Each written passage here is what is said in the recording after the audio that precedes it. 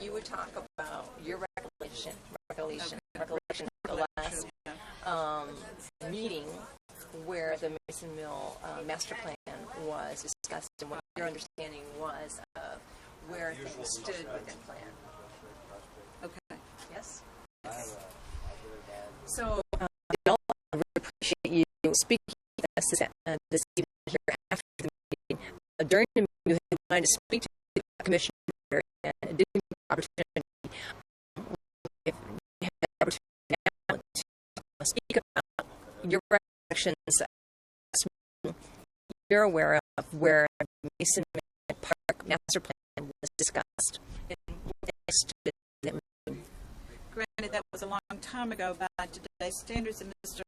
Commissioner Rader was not, I don't think he even lived in DeKalb County at the time. When was that, Dale?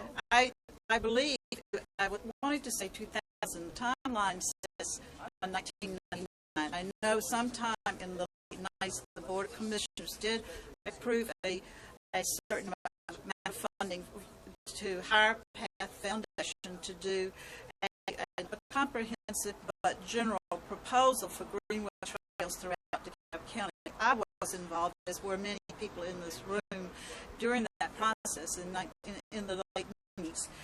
And they completed their work, and they at a Board Commission meeting presented it to the Board of Commissioners, who at that time, my recollection is very clear that the proposal or the plan for a multi-use trail was received or accepted by the Board of Commissioners as a completed project, having been hired. Path Foundation hadn't been hired to do such a project, so it was submitted to the Board of Commissioners and received, and it was never adopted. At that meeting, there was no motion to adopt that plan. There was a motion to receive and accept the finished product of the plan. And granted, they may have had a meeting later. That was the one that I was in attendance, and it was, I believe, in 2000. Where do you think that information might be as to? I think Commissioner Rader needs to have his people look into finding. I'm sure it's in the minutes of the meeting of that day, whatever day that was. And you know, if there is any adopted Southeast Creek plan, then it should be a public record within the commission minutes. And therefore, in order to settle that question, Mr. Rader's office should do some research and provide an adopted plan or provide the minutes from the meeting of that where the plan was handed to DeKalb County as a completed product. Yes, thank you very much, Dale. I really appreciate Dale McGregor being with us this evening. Thank you. You ask me whatever you intuit is the question you want to ask, and then I'll respond, maybe answer that question, Right. but I will say something. You will say something. And I'm guess that whatever I say will be in my heart to say it, and Okay. you step in the river the same place twice, so it'll be what it is. That's what you said. Mm-hmm. Okay. Let me know when you're ready. You're ready? Okay. Well, I want to thank you, Tom, for being with us, Wolf, who's just also the president and director of Earthkeepers, and wanted to be able to hear from your perspective, whatever all those perspectives about what you heard tonight to me.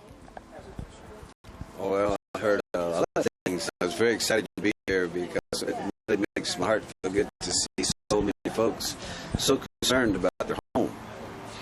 So many folks today don't have that kind of concern about where they live and the enthusiasm for that regional awareness about what's going on in their own backyard. So I was very excited to be a part of that intense dialogue that took place here.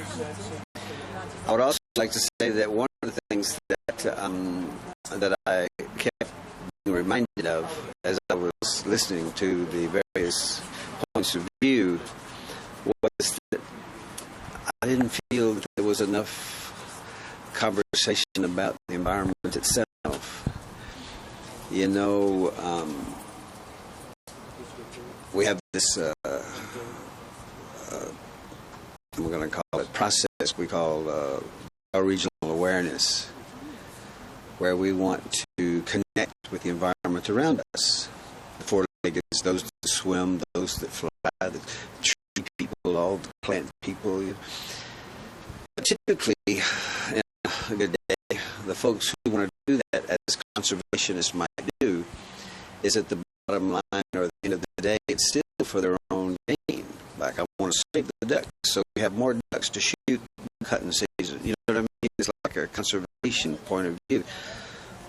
The deep ecology aspect from where we come from is because you respect life, not because you can profit from it or exploit it in some way. So when I'm looking at, I see that little park they're talking about, but more than that, I see what used to be here before Atlanta was built, and more importantly than that, I see how people used to be when they connected with the land and foraged and gathered and loved one another and spent the days together, raising their babies in a good way, and following the seasons and being out in the sun and honoring the moonlight and the stars and knowing all these people. I'm compelled to want to ask somebody, give me the names of 3 trees. Do you know what the Georgia State bird is?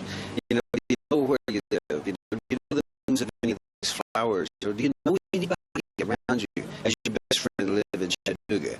You know what I mean? It's like, where are you and what are you really connecting to?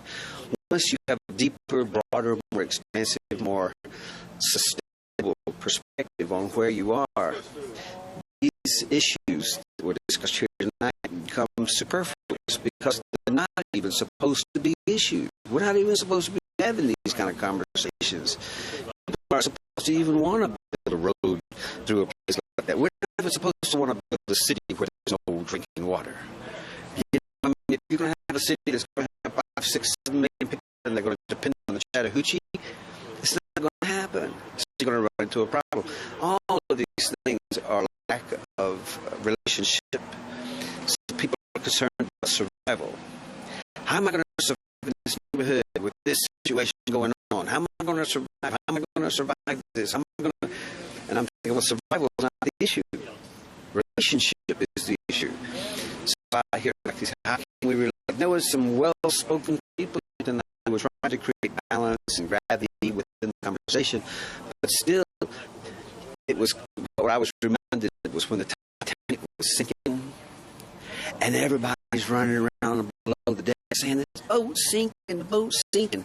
And the only solution the people on the deck could come up with was to rearrange the deck furniture. Even if we rearrange the deck furniture, everything will be all right. The boat's still sinking. And so we are developing over 30 acres a day in the Atlanta area. You know, we're destroying, I don't know, maybe 150 species every 24 hours is going extinct. We're dumping 20 million tons of toxic waste into the atmosphere every 24 hours. Every 24 hours, over 200,000 acres of rainforest are destroyed. So when you have this kind of a perspective at the bottom of your consciousness, the only thing that the tribal people I know of are left with is to move through every moment of every day as though someone you loved is about to have a baby. So to honor the creation in that very real, dynamic, very, very focused point of view, because you know Earth is creating every moment, every breath, life is coming into this world. And so the one lady that kept saying, "That's my enchanted forest," is inherently aware, you know, that for her is creation, that's life. That's her baby is being born there every day. You know, that's what she loves about that, and rightfully so. And so it's very difficult, though, to talk about it in that arena when there's so many hidden agendas, there's so many personal perspectives that aren't about, you know, what we're talking about now.